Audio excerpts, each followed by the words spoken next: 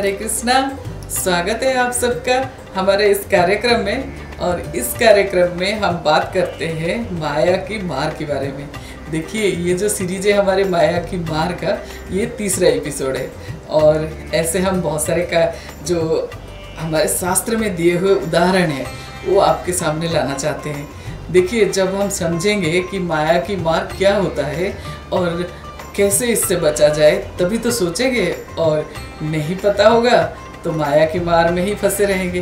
तो इसीलिए ये कहानियाँ जो है ना, ज़रूर सुनना आप। और ये हमारे शास्त्र की कहानियाँ हैं, ऐसे ऐसे लोगों का कहा हुआ कहानी नहीं है।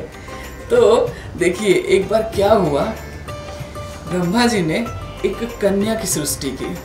और वो कन्या है कि इतना सुंदर बना कि सारे लोग जो है ना उनको देखते रहे और सोचते रहे कि ये कितना सुंदर कन्या है। हर कोई देवता से लेके इंसान तक हर कोई सोचते रहे कि काश ये कन्या से हमारे विवाह होता।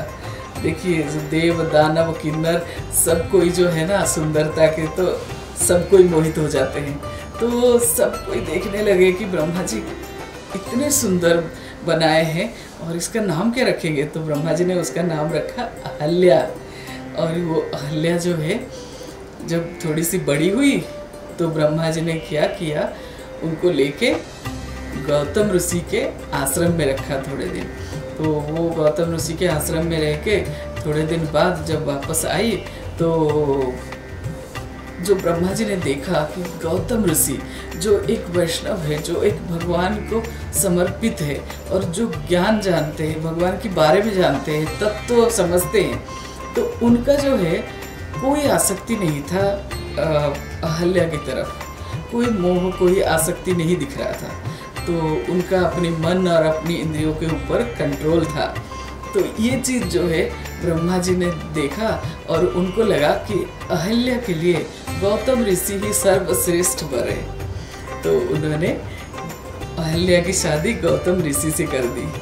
लेकिन पता है, स्वर्ग में जो राजा है इंद्र जो है, शुरू से सोचते रहे कि मैं तो स्वर्ग का राजा हूँ, मैं इतना सौंदर्यवान हूँ, इतना सुंदर हूँ और इतना स्मार्ट हूँ, मेरे से ही शादी कराएंगे अहल्या का।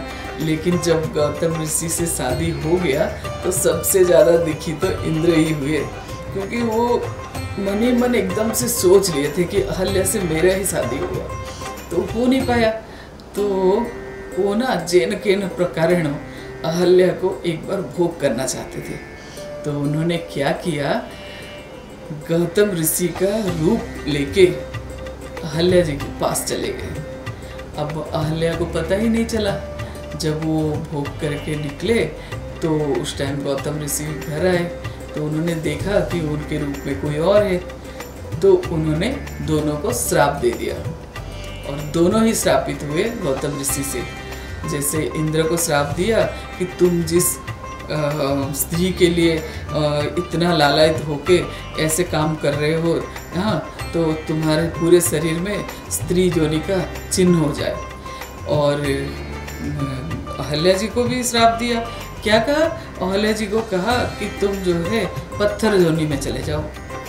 तो लेकिन अहल्या बोली कि मुझे तो पता ही नहीं था, ये तो तुम्हारे रूप लेके आए थे, मुझे कैसे पता चलता। तो बोले कि जो भी। फिर थोड़ी देर बाद गौतम ऋषि को थोड़ा दया तो आया, लेकिन उन्होंने ये कहा कि जब राम आएंगे त्रेता युग में और उनकी चरण की स्पर्श होगा तुम्हारे ऊपर, तब तुम जाके दोबारा अपना शरीर प्राप्त करोगे। तो देखा आपने, देवराज इंद्र के ऊपर भी माया का असर है, माया का मार है। देखिए, माया का जो असर है ना वो सारे लोगों में है। ऐसे नहीं है कि सिर्फ भूलोक में है, भूलोक में तो है ही, इसके साथ साथ जो दूसरे लोग हैं उसमें भी है।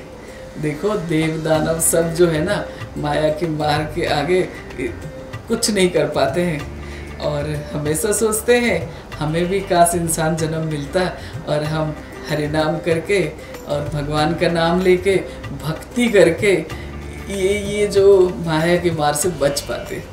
देखिए, एक ही उपाय है, भगवान को छोड़ना नहीं है और भूलना तो बिल्कुल नहीं। और भगवान का नाम हमेशा अपनी जुबान पे रखिए, हमेशा अपने मन में गुनगुनाइए निरंतर। क्या होगा कि माया आपको छू भी नहीं पाएगी। तो आज के लिए इतना ही, फिर लेके आएंगे आपके लिए एक नया उदाहरण माया की मार का।